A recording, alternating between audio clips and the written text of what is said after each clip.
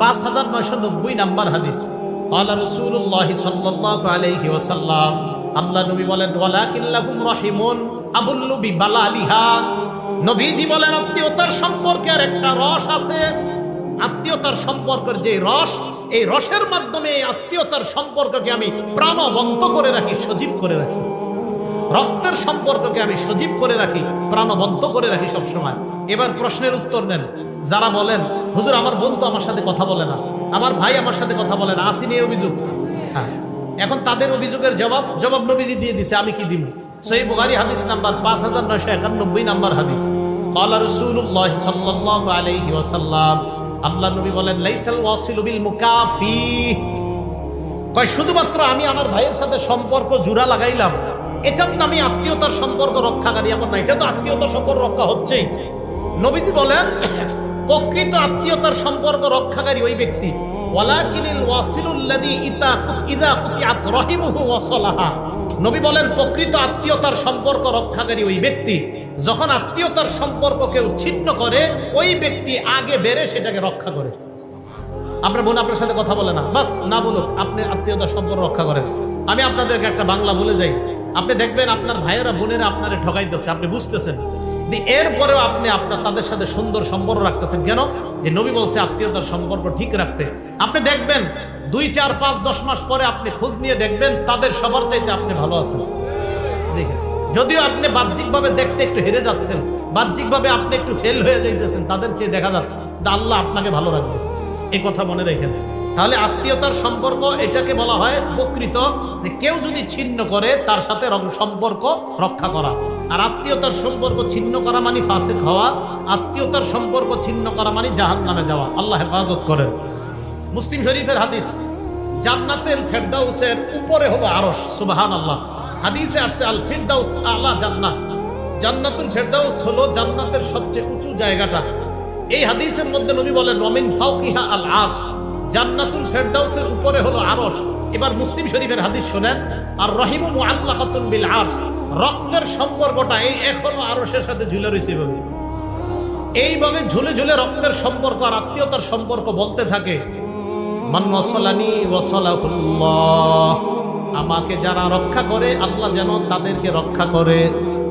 অমান কতানি কতাহুল্লাহ। রক্তের সম্পর্ক ঝুলে ঝুলে বলে, আমাকে যারা ছিন্ন করে আল্লাহ যেন তাদেরকে ছিন্ন করে দেয়। নাউজুবিল্লাহ।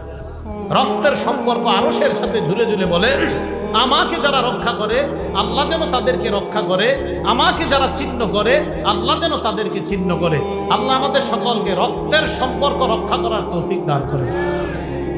আবু দাউদ শরীফ হাদিস নাম্বার 4902 নাম্বার হাদিস। নবীজি সাল্লাল্লাহু আলাইহি সাল্লাম বলেন, মা মিন আজদারু আইয়ু আজ্জিলাল্লাহু লিসাহিবিহিল উকুবাতা ফিদ দুনিয়া ওয়া মা ইয়াদখিরু লাহু ফিল আখিরাহ মিসলুল বাগী ওয়া কাতিআতির রাহিম। রাসূল সাল্লাল্লাহু আলাইহি সাল্লাম বলেন, কোন অপরাধ এত ভয়ঙ্কর না, রক্তের সম্পর্ক ছিন্ন করা এত ভয়ঙ্কর অপরাধ।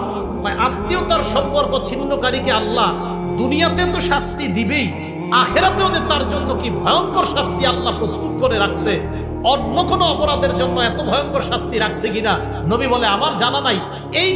এই অপরাধের জন্য আল্লাহ যেই পরিমাণ শাস্তি আল্লাহ প্রস্তুত করে রাখছে। তাহলে আত্মীয়তার সম্পর্ক ছিন্নকারীকে দুনিয়াতেও শাস্তি দিবে, আখিরাতেও শাস্তি দিবে। আবু দাউদ শরীফের হাদিস। সহিহ বুখারী হাদিস নাম্বার 6138 নাম্বার হাদিস। বলেন, আল্লাহরে বিশ্বাস করি কারা কারা? হাত উঠায় রাখেন। বিশ্বাস করি সবাই? তাহলে হাত উঠায় হাদিসটা শুনেন। ক্বালা রাসূলুল্লাহ সাল্লাল্লাহু আলাইহি ওয়াসাল্লাম, মান কানা ইউমিনু বিল্লাহি ওয়াল ইয়াউমিল আখির। রাসূল সাল্লাল্লাহু আলাইহি সাল্লাম বলে, যে আল্লাহ বিশ্বাস করে, করি তো, এবং আখিরাত বিশ্বাস করে, করি, ফালইয়াসিল রহিমা, সে যেন আত্মীয়তার সম্পর্ক রক্ষা করে। হাত উঠায় রাখেন। আত্মীয়তার সম্পর্ক রক্ষা করা মানে আল্লাহরে বিশ্বাস করা, আত্মীয়তার সম্পর্ক রক্ষা করা মানে আখিরাত বিশ্বাস করা। তাহলে আমরা আল্লাহ মানি, আখিরাত মানি। তাহলে রক্তের সম্পর্ক ছিন্ন হয়ে থাকলে তার সাথে রক্তের সম্পর্ক জোড়া। আল্লাহ তৌফিক দান করেন। ভাই কথা বলে না, আপনি আগায় কথা বলবেন। বোন কথা বলে না, আপনি আগায় কথা বলবেন। আপন ভাই ভাইকে 40 বছর একজন আরেকজনের চেহারা দিয়ে তাকান, কত বড় ভয়ঙ্কর কথা। বাবা চাচার সাথে কথা বলে না দেখা ভাতিজাও চাচারে সালাম দেয় না। আরে এটা কেমন কথা? আপনার বাবা আর চাচার মধ্যে একটু দ্বন্দ্ব হয়েছে, এটা ভাই ভাইয়ের অভিমানের ব্যাপার। আপনি ভাতিজা চাচারে দেখলে সালাম না দিয়ে আরেক রাস্তায় কিভাবে যান? এটা কেন? এটা যেন না হয়। ইবনে মাজাহ 3251 নম্বর হাদিস, রাসূল আকরাম সাল্লাল্লাহু আলাইহি সাল্লাম বলেন, নিরাপদে কারা কারা জান্নাতে যাইতে চাও? নিরাপদে সবাই জান্নাতে যাইতে চাই? রাসূল আকরাম সাল্লাল্লাহু আলাইহি সাল্লাম বলেন, নিরাপদে যদি জান্নাতে চাইতে চাও কয়েকটা আমল করবা। ইয়া আইয়ুহান নাস আফশুস সালাম, হে মানুষ তোমরা সালাম দাও। ওয়া আতিমুত তাআম, তোমরা খাবার খাওয়াও। ওয়া সিলুল আরহাম, রক্তের সম্পর্ক রক্ষা করো। ওয়া সাল্লু বিল লাইলি ওয়ান নাসু নিয়াম, রাতের বেলা মানুষ যখন ঘুমায় তখন তাহাজ্জুদের নামাজ পড়ো। তাদখুলুল জান্নাতা বিসালাম, মরো আর নিরাপদে জান্নাতে প্রবেশ করো। সালাম দাও, 2 নাম্বার খাবার খাওয়াও, 3 নাম্বার আত্মীয়তার সম্পর্ক রক্ষা করো, 4 নাম্বার রাতের বেলা তাহাজ্জুদের সালাত পড়ো, নিরাপদে জান্নাতে প্রবেশ করো। কথা কি বুঝে আসছে সবার? তাহলে ফাসিক কারা? আল্লাযীনা ইয়ানকুদুনা আহদাল্লাহ, যারা আল্লাহর সাথে কৃত অঙ্গীকার ওয়াদাকে যারা ভঙ্গ করে। আর আল্লাহর ওয়াদা কি কি, এই ব্যাপারে আমরা নবীজির বিস্তর অনেকগুলো আলোচনা করলাম। এরপরে ওয়ায়াকতাউনা মা আমারাল্লাহু বিহি আইয়ুসালা, আল্লাহ যা জোড়া লাগাইতে বলে এটা যারা ছিন্ন করে। 3 নাম্বার ওয়ায়ুফসিদুনা ফিল আরদ, যারা জমিনে ফাসাদ সৃষ্টি করে, শান্তির পরিবর্তে যারা অশান্তি সৃষ্টি করে, তাদেরকে আল্লাহ ফাসিক বললেন। শেষে আল্লাহ বলেন উলাইকা হুমুল খাসিরুন, তারা হলো ক্ষতিগ্রস্ত। ভাই আপনাদের কাছে হাত জোর করে আবদার, আমি আপনি মরার সময় আমার আপনার নামের পিছনে যেন ক্ষতিগ্রস্ত শব্দটা লেখা না হয়, আমার আপনার নামের পাশে যেন সফল ইমানদার লেখা হয়ে যায়। আজকে এই মুহূর্ত থেকে চেষ্টা করা, আল্লাহ সফল মুমিন বানায়া কবরে যাওয়ার সময় সফল মুমিন ঘোষণা করে আমার মৃত্যুটা দিয়ে আপনি আমাকে কবরে নিয়েন, এই দোয়া আল্লাহর কাছে করা।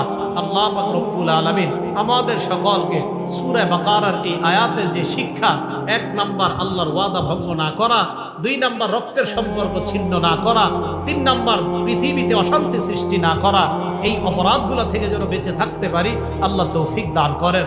আমিন। ওয়া আখিরু দাওয়ানা আনিল হামদুলিল্লাহি রাব্বিল আলামিন।